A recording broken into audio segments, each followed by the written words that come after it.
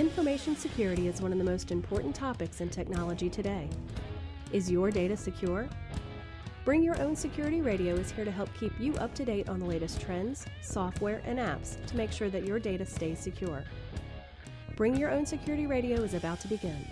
Here are your experts, Dave and Jason.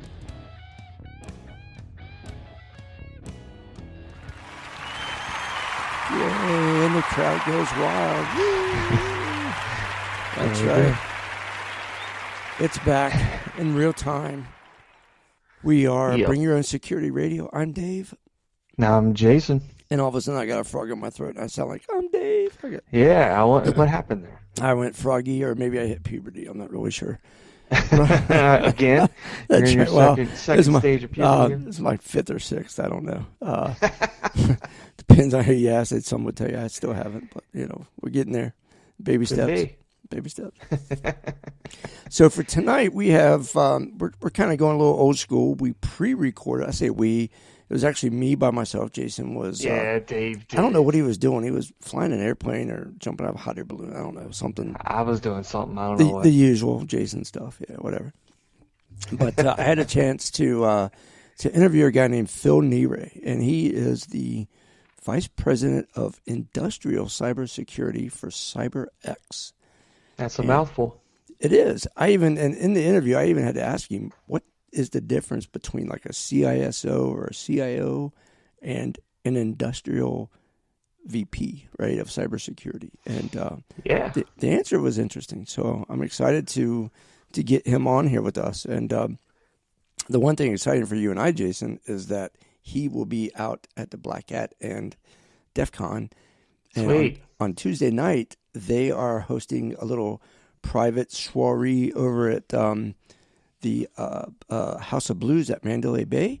And you and I are on the VIP list. Yes, sir. Awesome. Yes, sir. So we'll be enjoying some food, some drinks, some House of Blues music, and hanging out with some other InfoSec geeks, including Phil, who I also learned off the air is a long-distance motorcycle touring person. He and some friends. Nice. They travel like hundreds of miles over the course of a few days and have some fun. So, yeah, that takes a lot. It takes a lot of commitment. Yes. And for anybody that looks him up, Phil Nerant, Neray, dude does a lot of other stuff. He started off in some oil and gas fields in South America. I mean, dude ain't no joke. He's done a lot of stuff. So I know they do a lot of long distance riding in South America, though. Well, yeah, it's because they kind of have. Well, I guess out in the boonies, you kind of have to walk or ride or something. There's no like the west coast of South America is like that. It's like a big long stretch. Right. Yep. Yeah. Exactly right. Well, so our interview with him lasts almost 40 minutes. It's like 39 and a half minutes long. 39:58. That's right. 39.55. No, I'm kidding. So for those of you who are tuning in, we're going to play his interview. Like I said, it's pre-recorded, so we're going to play it right here. Jason and I will not be commenting on it live. It's frozen, not fresh. That's right. Frozen fresh. That's right. Who's that? McDonald's or some of the other places? Not Wendy's. Wendy's is fresh. I've been watching Kitchen Nightmares too much. That's what it was. Right on. So this interview with Phil is freeze-dried and live and fresh and frozen fresh. And but Jason and I will be back after the interview airs in its entirety, and we'll have our own commentary at that point. Before we go, though, I want to make sure that we say thank you again to our normal sponsor, which is ANSI. If you don't know who they are, the American National Standards Institute. Those guys, if you've ever read like rules or standards or ISOs, they probably wrote it. And these guys rock, dude. Yep. We're going to take a quick minute to air a little blurb about them. We'll be right back. Hey guys, it's Dave the IT guy from the Bring Your Own Security Radio podcast. You ever stop and think about how technology functions so seamlessly in today's world that we often forget about how easy things just connect? You plug in your headphones, things just work. And we forget that it's on purpose thanks to standards. Standards influence everything from sustaining a network for organizations to following the most effective shared best practices. The American National Standards Institute, ANSI, is the overseer of the U.S. standards community and the U.S. member body to the ISO. You may know ANSI from ANSI C++, ANSI escape codes, ISO disk image files, or the ISO exposure on your camera. ANSI hosts a blog, the premier resource for learning more about the behind-the-scenes standards work that keeps the industry afloat. Recent topics on the ANSI blog include the upcoming GDPR compliance, updates to the MPEG-2 format for video compression, and even biometric standards for the financial services industry. You can visit their blog at ansi.org/IT to learn how these standards relate to you. All right. Well, that's ANSI. And again, thank you to them for sponsoring us and being the Bring Your Own Security partner that they've been now for months. Absolutely. Right on. All right, so we're going to get right into Phil's interview. Again, 39 minutes and 27 seconds of InfoSec IoT love. And pay real close attention because he's really going to detail how Iranians hacked a Saudi Arabian oil and gas field organization right down to the small controller office on site in the gas field. So very targeted attack, and he's going to talk a lot about that. So we'll be back. We are Bring Your Own Security Radio. I've got a guest with me that has been doing this sort of stuff. And when I say doing it, pen testing, detecting, responding to, leading teams into thought leadership, white paper type of stuff. So he's had a wide range of experience and interest in this field. And when I say he, I'm not talking about some schmuck off the field named Dave, the interview guy, or anything else. I mean, we're talking about somebody that knows what he's talking about doing. So without further ado, let's bring in Phil Nere he's from a lot of places, and right now he's serving as the VP of Industrial Cybersecurity over at CyberX. And Phil, VP of Industrial Cybersecurity, that's kind of an interesting title, whereas most people are CIOs, CISOs, or something else. What's a VP of Industrial Cybersecurity do? Well, thank you, Dave, for inviting me onto your show. And we are CyberX. We're a company based in Boston with roots in the Israeli military that deliver a platform for improving the security of your industrial networks. People call it sometimes ICS for industrial control systems. Sometimes people call them SCADA networks. Other people call them OT or operational technology networks to differentiate from IT, which are the corporate networks. And so we've got customers in various industrial sectors and critical infrastructure sectors like energy and utilities, oil and gas, pharmaceuticals, chemicals, other manufacturing, water, nuclear. These are all environments where for many years there was no reason to start thinking about security because they were disconnected networks, they were sitting off on their own, and there was no threat from various adversaries like we see today. And so our company, CyberX, was started a few years ago to try to address this issue and strengthen the security of these industrial control networks, and that's what I focus on as part of CyberX. How does one such as yourself or anybody else that might be listening that's in the IT field currently or in the InfoSec subculture, how do we transition our thinking from, like you mentioned, traditional IT at an office or a financial institution or even healthcare into some type of industrial type of IT thinking? How big of a leap is that, and how much from an education or experience perspective does that change for the rest of us? Yeah, so there are many similarities between IT security and OT security, but there are also differences. And I'll talk about those in a few minutes. But to answer your question, how do you get educated in them? There are a couple of good books. There's one called ICS Hacking Exposed or Hacking ICS Exposed. It's part of the Hacking Exposed series I'm sure many of your listeners are familiar with, but it's specifically focused on ICS security. And we're actually, if you come to our website, cyberxlabs.com, we offer the first 2 chapters of that book as a free download. So you can get it that way. And the first 2 chapters are great because they talk about some of the terminology that's unique to industrial control systems. So, for example, some of the devices are PLCs, programmable logic controllers. PLCs are embedded devices. They run real-time operating systems. They're proprietary, so there's different companies that make them. Rockwell Automation would be an example, Schneider Electric, GE, Siemens. These are all industrial automation companies that make products like programmable logic controllers, but each one is a proprietary platform. So unlike in the IT world where we have Windows, Linux as the dominant platforms, here they're all different, and that's part of the challenge of securing OT networks. So you can read about ICS security in that book. There's a couple of conferences that are happening at various parts of the country, one called S4, which happens in Florida every January, another called ICS Security, which happens in October in Atlanta.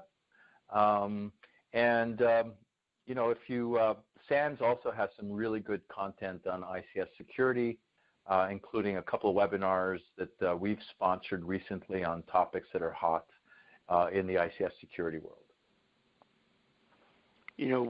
As a security practitioner myself, I know that I'm in the healthcare industry, and I have to educate myself on IV pumps and all kinds of things that normally I would not have ever seen outside of healthcare, and understand how those vendors build their products and what I need to do to secure them. As an organization such as CyberX, do you find that you or your people have to go, like you mentioned, a Schneider and a Rockwell and these other organizations, do you have to go and take training or buy their stuff on your own or partner up with one of these vendors and educate yourselves beforehand, or are you reactionary to a client reaching out to you guys and then you figure it out from there? Well, we've done hundreds of deployments worldwide and in all different industrial sectors. So along the way, we've encountered virtually all of these different devices, and also they have unique protocols. So you'll find your traditional IT protocols on these networks like HTTP and SMB and FTP, and remote access is very prevalent because often if you're maintaining or managing a piece of equipment that's stuck off somewhere in a remote substation or, wireline facility, you need to get access to it. So you'll find those protocols, but you also find 30 or 40 specialized protocols that are unique to OT, and most of which were developed by some of these vendors. So you might have heard of protocols like Modbus, which was actually developed in the 80s as originally a serial protocol. You'll hear of devices, protocols like DNP3 or Siemens S7 or OPC. So these are all different protocols that essentially and interestingly enough were developed at a time when security was not foremost in people's minds, and so many of them don't have some of the safeguards that we would normally expect to see, like encryption or authentication. And that's one of the challenges that our customers face in securing their OT networks is that you've got these networks, and once you're in the network, essentially the protocol assumes if you have connectivity to a device, therefore you have permission to do anything you want with that device, to reconfigure it, to flash the firmware, to change some of the configuration parameters. And that's part of the risk that we're helping our customers address. Well, you actually went right into that answer of the question I was going to ask, and you answered it. That was going to be, if all these things are so proprietary and particularly vendor independent, how would a company be able to identify and secure things? And And there you go. You mentioned that. So, but as a quick follow-up to that topic, when you do encounter some new potential threat to one of these devices, do you find that the threat is vendor specific, such as that they were targeting a pumping station versus an electrical grid type of PLC device, and that whatever you would do to defend against that attack may not work across the board, that it's unique to a vendor or a type of vendor? So definitely some of the attacks that you might be familiar with that were specifically targeted at OT involved very specialized malware that was basically trained to speak the native protocol of that device. Typically that indicates a fairly high level of sophistication by the threat actor, and typically means it's a nation state. So two examples would be the Triton attack on a petrochemical facility in Saudi Arabia, which happened last summer. We believe it was launched by the Iranians.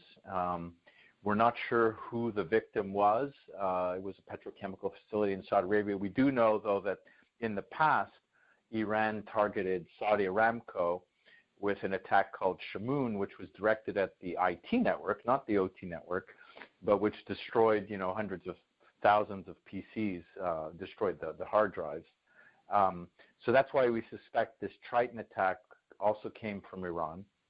And what it did was, very interestingly, went after the safety controllers in the plant. So in all these in all factories, you typically have controllers which are controlling the processes, so a pump or a turbine or a mixing station. And then you have a specialized controller called the safety controller, which monitors parameters in the process, like temperature or pressure. And if those parameters get above what would be considered a normal threshold, the safety controller will shut the whole thing down before anything really bad happens, like the plant blowing up. And what the adversary did in the case of the Triton attack was embed malware into the OT network that spoke directly to one of these safety controllers. In this case, it was a controller made by Schneider Electric. So the malware spoke to the controller in its native protocol, uploaded new code into that controller, and then flashed the firmware with new code. So not just the code running in the memory portion of the controller, but actually the firmware memory portion of the controller, and buried a backdoor into the firmware so that they would have persistent access to this controller.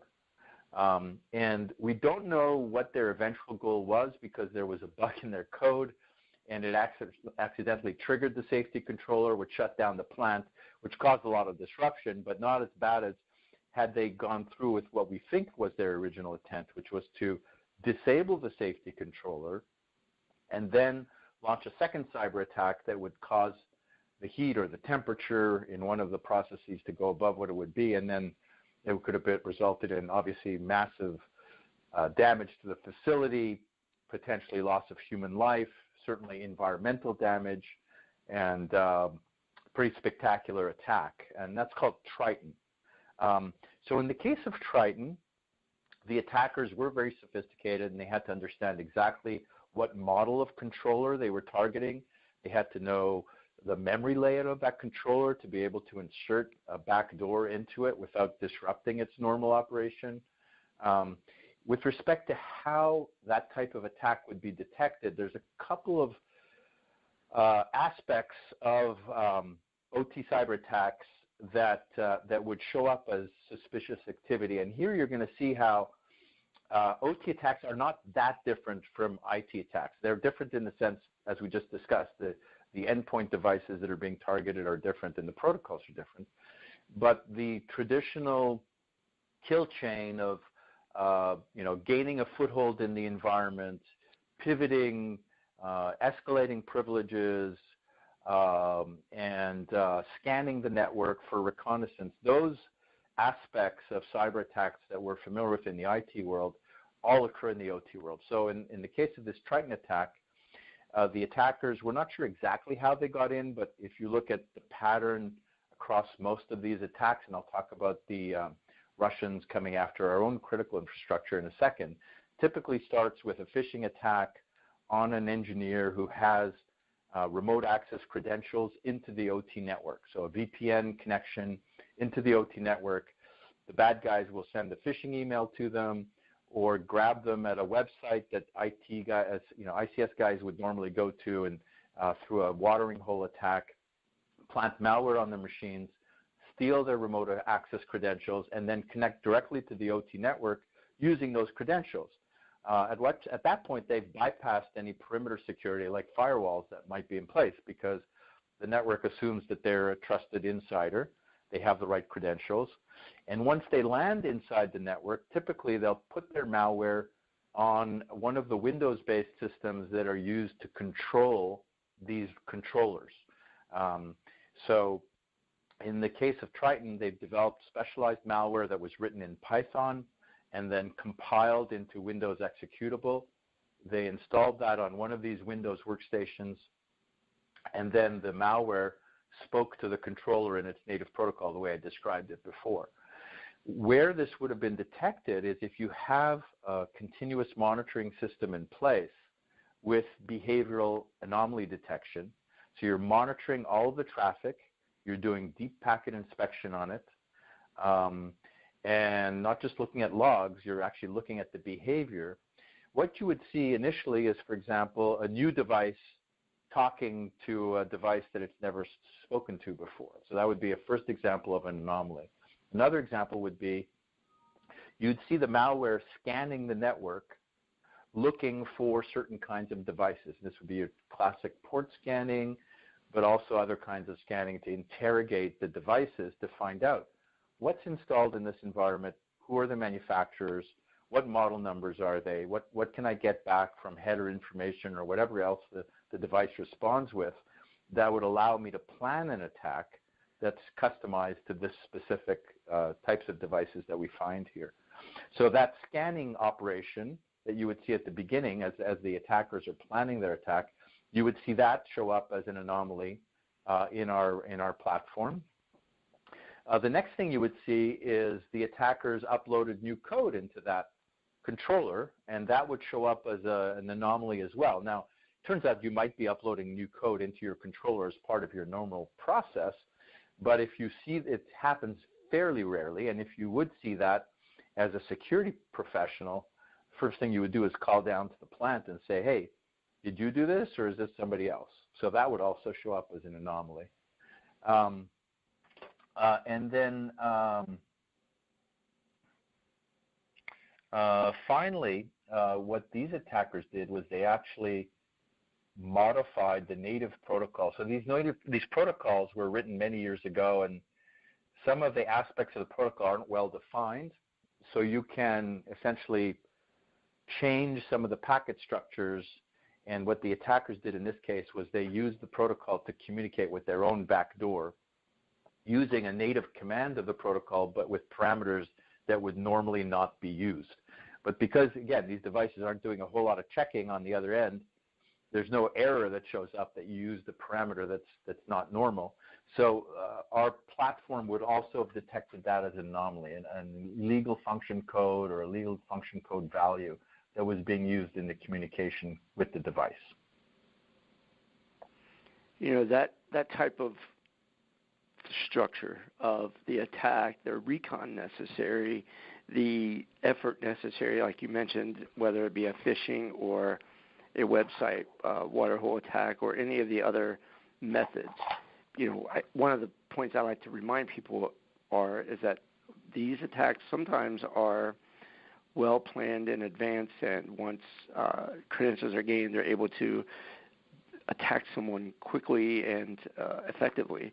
But in a situation like this, with these type of controllers or these type of industrial organizations, these types of attacks generally have to be long-term, wouldn't they? I mean, they're something that the attackers have to first get in somehow, and then see what you got, and then write their code that's going to initiate whatever the attack is going to be. So you would think something like this isn't a few days or even a few weeks. You would think it's months or even longer, or am I missing something? No, you're absolutely right. I mean, just like in IT, where the dwell time can be months, it used to be 6 months. I think it's gone down a little bit.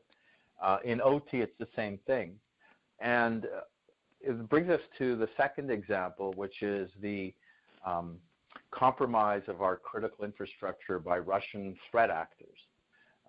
This came to light formally in March when the FBI and the DHS issued an alert describing in very great detail how Russian threat actors, and that's how they were described in the alert, and you can look it up. It's on the DHS website and the ICS CERT website, how these attackers have compromised energy, but not just energy companies in the U.S., also water. They also mentioned critical manufacturing. They mentioned aviation, a number of other sectors. And they used phishing and watering hole attacks to steal credentials. Then they got in, and the FBI DHS alert actually has a screenshot that the attackers accessed of an HMI. HMI is another type of device. It stands for Human Machine Interface, that you would find in an OT network. It's essentially a Windows-based workstation with some software that shows you graphically what's going on in the process that you're monitoring. And it also allows you to change the parameters of that process. So, you might see a pump, and it, might be showing pressure, and it's a sort of very easy kind of GUI for the operator of that process in the plant to keep track of what's going on and to change anything if required. And in the case of the Russian threat actors, they actually grabbed a screenshot of one of these HMIs that shows up in the FBI alert. So that means that they were doing exactly the kind of reconnaissance we're talking about. They were grabbing all kinds of other information according to the FBI DHS alert, such as how the equipment is configured, how the network is configured in terms of the topology, what protocols are being used, also, what remote access protocols are being used, because they'll just use VNC or SSH to get to one of these. This came out again in a Wall Street Journal article that was recently published, in which folks from the DHS were quoted as saying that there were potentially hundreds of victims of this campaign, and that even though we just saw them doing reconnaissance, we haven't actually seen anybody try to take down portions of the U.S. electrical grid. The supposition would be that they're doing this reconnaissance for a reason. As you said, Dave, they're planning their attack, and in order to plan their attack, they need to do the recon. Now, if we go back to the Ukraine, there are two examples of Russian threat actors taking down portions of the Ukrainian electrical grid. One was at the end of 2015, one was at the end of 2016. And we believe that those attacks were orchestrated by the same group in the Russian military, a group called Fancy Bear, a group called Energetic Bear, that took down portions of the Ukrainian grid. And the way they did it was similar to what we just described for the Triton attack. They got into the environment, wrote specific malware called Indestroyer. And if you Google Indestroyer, you can read about it. They wrote Indestroyer malware, which spoke directly to specific devices in that environment. And once they had control of those devices, they actually shut the breakers off and cut off the power to hundreds of thousands of people in the middle of winter. We haven't seen that in the United States. The electrical grid in the United States is set up in a very secure and redundant way, such that impacting part of the grid in part of the country is not going to bring down the power in the whole country. So we've put a lot of safeguards in place to prevent that. But still, you can imagine if the adversaries wanted to demonstrate their power or intimidate us in some way, taking down even a small portion of the grid, even taking down, a small town or Wall Street in the middle of winter or Washington, D.C. in the middle of winter would have a pretty big psychological impact and economic impact as well, and potentially human safety impact. Without a doubt. I've always said that if you want to scare people, you don't have to set off a nuclear bomb, set off a firecracker in a well-placed area, and you will get people's attention equally. Well, maybe not equally, but pretty close. Yeah. For those who are just tuning in and didn't catch the beginning of this, I am speaking with Phil Nerant of CyberX, the VP of Industrial Cybersecurity. If you don't know what that means, hit rewind and go back to the beginning where he tells us all about it. Before we lose time with Phil, let's jump over real quick to what you guys do at CyberX, some of the products and services that you guys offer, some of the industries that you guys work with, and I believe the fact that you personally are going to be out at the either Black Hat, DEF CON, or both this next week or in 2 weeks. Is that right? Yes, that's absolutely right. And so let's start with that one because that's the more fun part. We're going to be at Black Hat and DEF CON. We're having a happy hour at Black Hat Tuesday, August 7th from 5 to 8 p.m. In the House of Blues, which is in the Mandalay Bay. So if you're going to Black Hat and you're looking for something interesting to do on Tuesday, it's Tuesday, August 7th from 5 to 8 p.m. at the House of Blues in the Mandalay Bay, and we're going to have lots of great food and drinks, and it's a chance to hang out with other information security folks and OT security folks as well. Then later in the week at DEF CON, we're going to be part of the ICS Village. So as you probably know from DEF CON, they have, 10 or 12 different villages. And this year there's one called the ICS Village, and people can actually come up and see what a programmable logic controller or PLC looks like. And I think even they'll be given a chance to hack it if they want. So it should be very interesting. So that's it for Black Hat and DEF CON. Let me tell you a bit about what we do. So because these environments are fairly insecure, as I talked about before, the protocols are insecure, the devices are insecure. I didn't mention some of the other aspects that make them less secure, like most of them are very flat networks. There's very little segmentation, so once you get in, you can wander around freely. I didn't mention the fact also that many of them are connected to the internet. In the past, they weren't, but because of smart grid, smart buildings, smart manufacturing, we're looking to get more real-time intelligence from the plant floor or from the substation, and that set up many more points of connectivity between the OT network and the IT network, and that's also increased the attack surface. So that's another reason why companies are paying more attention to OT security now than they ever had, because that now this idea that the OT network is air-gapped and disconnected from the rest of the world doesn't really exist anymore. So companies bring us in because they're looking for a way to be more aware of what's going on in their network, and it usually starts with asset management.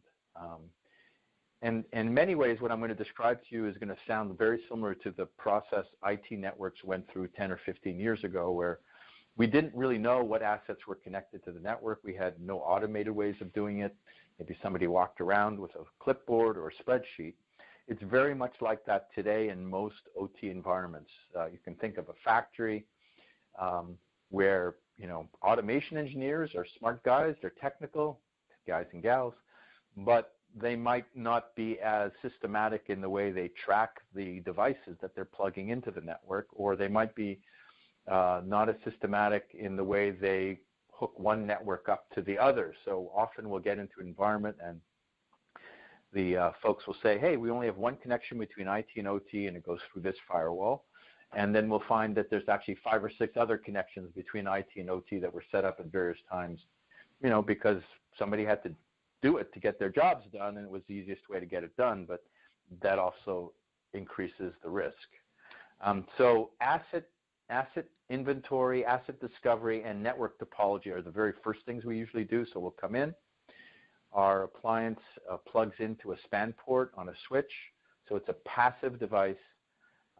It's not in line, and it has zero impact on the OT network. And the reason that's important is these OT networks and the devices in them are operating at millisecond or sub-millisecond cycles, and anything like a scan, you can't go in and scan them with a traditional vulnerability scanning tool, because just the scan, the ping, is going to slow something down and maybe cause a problem. So everything we do is passive. We collect the traffic from the switch.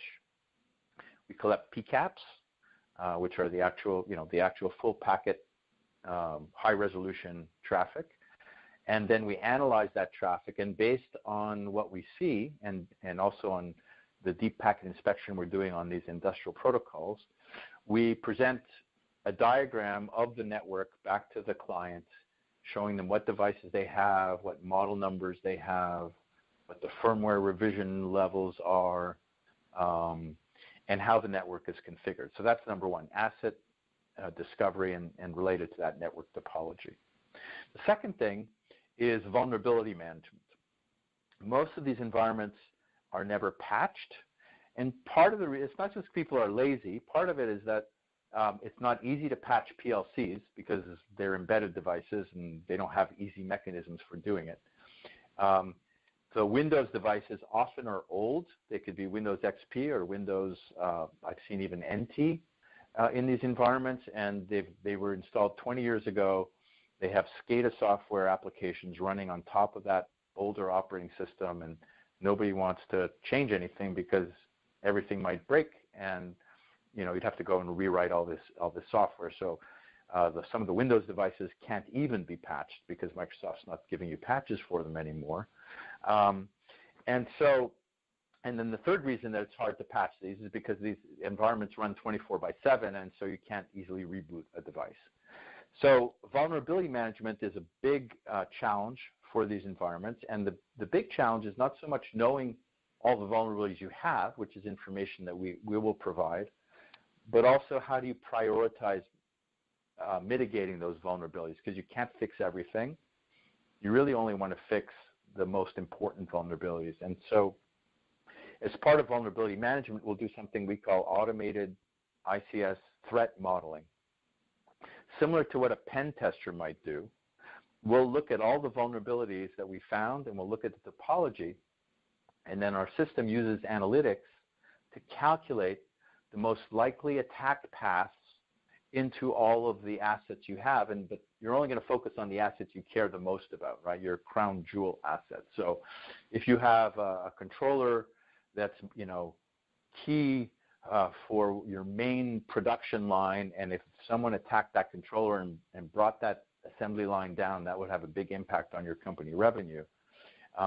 You're going to look for all the possible ways an attacker would go after that controller. And by the way, it doesn't necessarily have to be a targeted attack. It could be NotPetya, which was, we believe, malware that was developed by the Russians as well, which ended up spreading to the United States and other countries and bringing down plants for days at a time or weeks at a time, causing hundreds of millions of dollars in losses. So you want to know if NotPetya came into your environment through the firewall from the IT network, how it would then spread to the devices you care the most about. And so we do something called automated threat modeling, which is part of our vulnerability management. So you can identify the path that the malware or the attacker would take, and then you can decide how to best mitigate and break that path. It could be by applying better segmentation. It could be by patching the vulnerabilities that they exploited on the way to this device that they were trying to get to. It could be better authentication, because we often find plain text passwords on these sites, any of those things. So automated threat modeling as a mechanism for prioritizing your mitigations. And then the last thing is continuous monitoring with behavioral anomaly detection.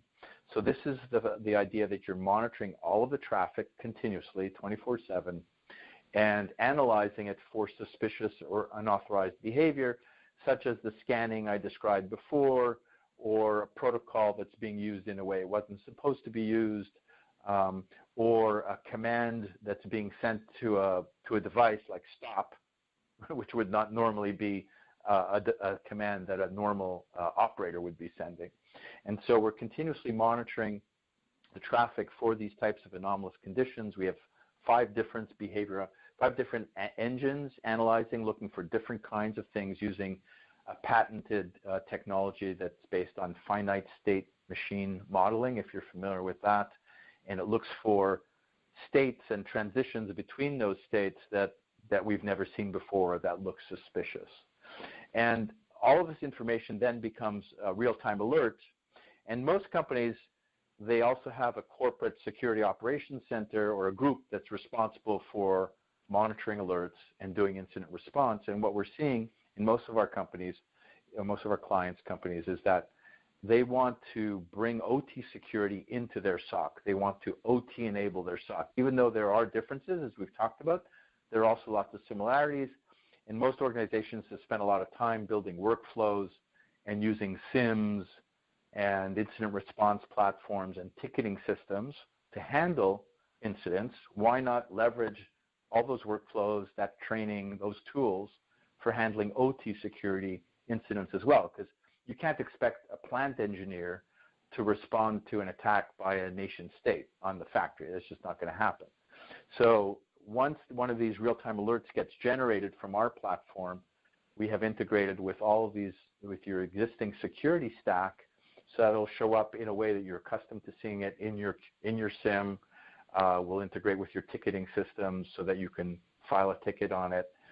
We integrate with various firewalls so that you can quickly create rules to block malicious traffic identified by our platform.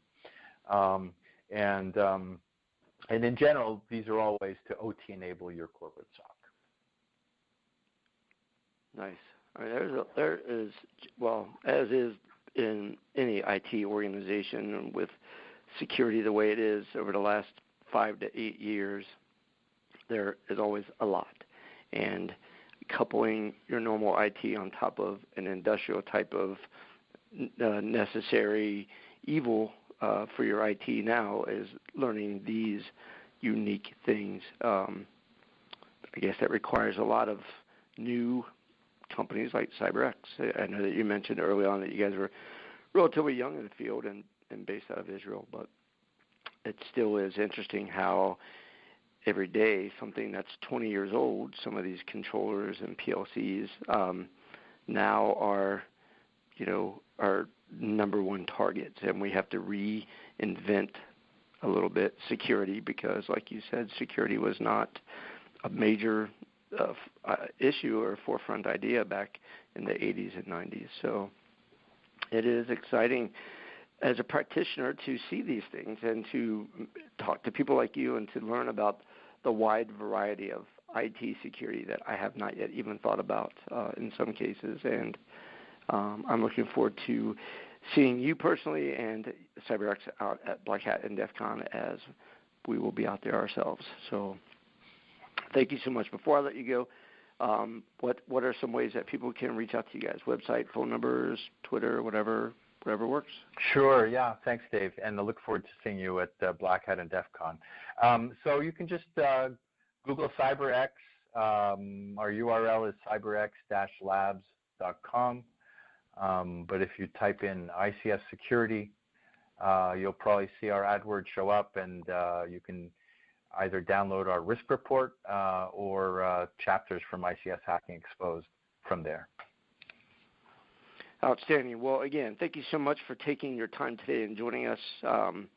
For those of you who are just tuning in, make sure that you hit rewind or, of course, just go download it from the podcast pages of all of our sites. You can catch us on iHeartRadio, Spotify, iTunes, Stitcher, Spreaker, TuneIn. I'm sure there's 8 or 9. I can't remember off the top of my head. Download and take a full listen and reach out to CyberX if you're in one of these industries that maybe you didn't even realize you were at as much risk as you are. One thing that we didn't touch on and that I'd like to quickly comment is that at least I, as a consultant, have seen in the past that companies of different industries are small enough, and IT really kind of isn't their first thought because whatever they produce is their first thought. I guess with many national related things like power grids and energy companies, security is probably more prevalent now than ever. But would you say that you still find at least a small subset of companies that may not even have an in-house IT department to identify that these threats exist for them? Yeah, it is a relatively new area. So they might have corporate IT security, but they may be in a mode similar to the way IT security was 10 or 15 years ago, before the TJX breach or before the Target breach, when most management teams and boards of directors had the point of view, it won't happen to us. And I think that may be the case for many industrial infrastructure companies, that they have an attitude of it won't happen to us. But there are new standards being defined that will make it difficult to not implement these kinds of controls, minimum standards of due care. So you can imagine if there were an environmental accident caused by cyber incident, and it was found that the company was still using plain text passwords on their industrial network, that would be a big problem from a liability point of view. So I think we're going to start seeing more awareness and more resources being given to security teams to work on this problem. Outstanding. Well, there's always something, that's for sure. So, again, thank you so much. All right. So, Jason and I are back live. That was Phil. And, man, if you didn't know anything about industrial security and how the topology of those type of networks work, that was an education. I mean, one of the things that I guess I never really thought of when it comes to that type of IT was that, these oil fields and gas fields and things in these other countries were built often in the 80s and 90s. Mm-hmm. They were not thinking about IT security. They were thinking about drilling gas out of the ground and selling it around the world. So there's a lot of stuff out there that is still so unsecure and open to hacks. Well, the thing you got to keep in mind is that sometimes you're going to be dealing with legacy equipment as well. No doubt. And what I mean by that is, if you look at like Stuxnet, that was Windows XP. So, a lot of people are already on Windows. Well, was that Windows 7 time? Right around that time, yeah. It was at the time that 7 was out, but XP was still very prevalent, right? Yeah, it was still kicking it, but there's, like I said, you got to deal with certain legacy systems, and it's just it's a common tale that you need to segregate things as well, logically, in a network. You're right, so there's and probably a lot of that missing. Yep, and he certainly touched on that topic of, that these types of networks are often not segregated at any point, and they're just flat and easy, and that's right.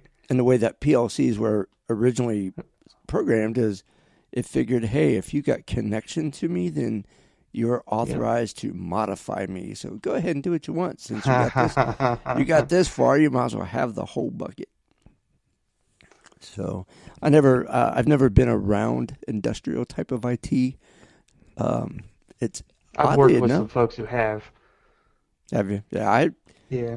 Oddly enough, it feels like it's not entirely different than healthcare IT, because we have things like IV pumps and imaging machines like CT scanners and X-ray machines and all these things that talk to the network in some way. But a lot of this stuff was built in the 80s and 90s, and here we go. It's like, here you go, plug this into your network, and there's your scenario. Yeah, so it's very interesting that it's not as different as the field that I'm in, and yet. Yeah, it is somewhat different. I mean, we're talking gas and oil here, so that's like a pretty high topic piece. I mean, I don't think they're going to come at you the same way at your hospital as they're going to come at you with, the big business of fuels. That could be. I think, I mean, that's possible, but healthcare has its own targets because of patient info and financial info and things like that. Oh, definitely. But yeah, so Phil, again, buddy, I appreciate the fact that you took time to spend with me before and pre-record that interview.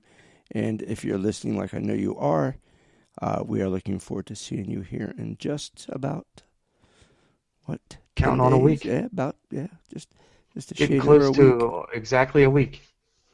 At least for me, I'll be leaving on Friday.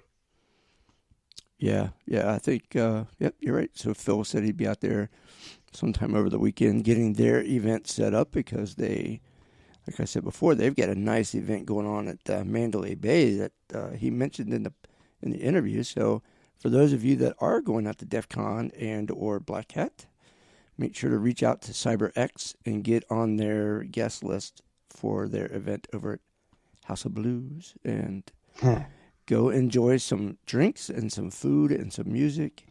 And forget about the geekery going on around you, at least for a few minutes. Yep. I get my exercise. I'm staying at MGM, so I get about 1.4 miles. Yeah, you're not far. I'm at the other end of the strip. I'm staying down at Stratosphere this year. So, you're like, how far away is that? It's like 4 miles? Ish, yeah. But I mean, there's a great. So last year when I was out there, I took the opportunity to learn back roads, and I get around Vegas now like an old hand. I mean, I know the back roads. You could be an Uber driver. Yep, I know how to stay off that strip, man. So I learned a lot last year. So I'll be able to get from end to end in probably 10, 15 minutes, depending on stoplights. Yeah, man, that old knee ain't gonna handle like 4 miles of walking. Yep. Well, once you get there, there's still 5 miles for my Fitbit last year. I think in one day on my Fitbit last year at the Black Hat alone, I had like 9.2 miles in one day. It was just nice. And I never was outside. I mean, I was inside the freaking event. It's just, if you've never been to Black Hat, people, it's 3 floors of, one floor is all vendors and people trying to sell you stuff, right? So you go and check out that if you have an interest in one of their products, but if nothing else, a whole bunch of awesome swag, man, T-shirts and tchotchke giveaway crap. Anyway, carry another suitcase. Right. So that's floor number 1. Floor number 2 is where all these people that are putting out or making like open source tools, they have their own space to go up and kind of demonstrate with them or let them show you their tool. And then they let you put your hands on and play with it. So that's a pretty awesome space. And then floor 3 is all about the presentation. So like Sunday or when you get out there, Saturday through Tuesday, that space is all about the classes that people are paying to take. And that's right. Yep. And then the following Thursday, Friday, that same space is used for the other presentations. And there's like 30 rooms and presentations every hour in every freaking room. So, yeah, it's awesome. I can't wait.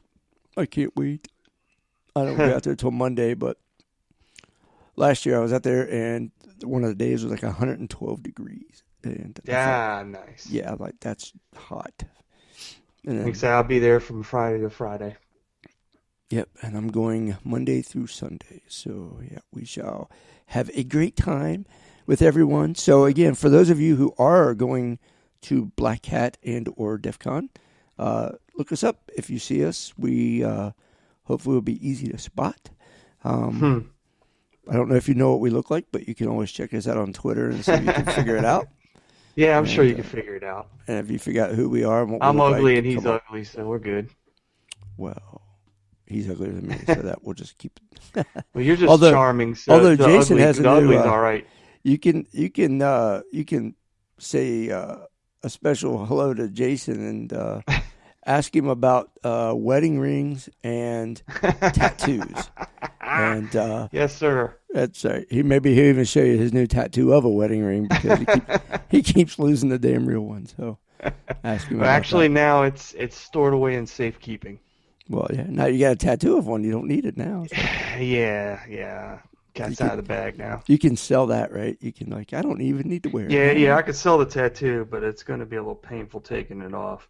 Don't see now when you go wash your hands, you can't take that one off, man. So, yeah. Oh no! And the funny thing is, I've had like my bosses look at it. I've been in conference rooms where when I talk, my hands will kind of move around, and I've kind of noticed lately that there's a lot of people that actually will stare at it, like blatantly stare. Like I can look, and it's like, up here, buddy, up here. Yeah, that's right. My eyes it's are one up of here. It's one of those. My eyes are up here. Hey, yeah, my eyes are up here. Quit looking at my finger. First world women problems right there. My eyes are up here. So I can somewhat relate now, except I'm still ugly, but that's how it works. Now you're in the women's world. My eyes are up here. Yeah. That's the going joke for now.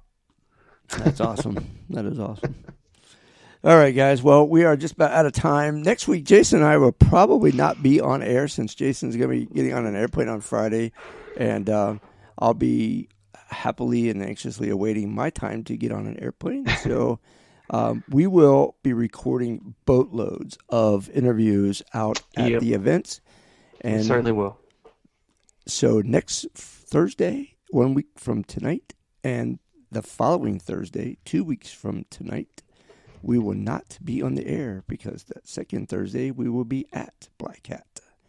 So, and starting up with DEF CON. So the next 2 weeks you'll be out, but after that we will be uploading hours of interviews for everyone to check into and respond and whatnot. So we are looking forward to that. We're looking forward to talking to all of you again 3 weeks from tonight. So and there may be a little bonus content.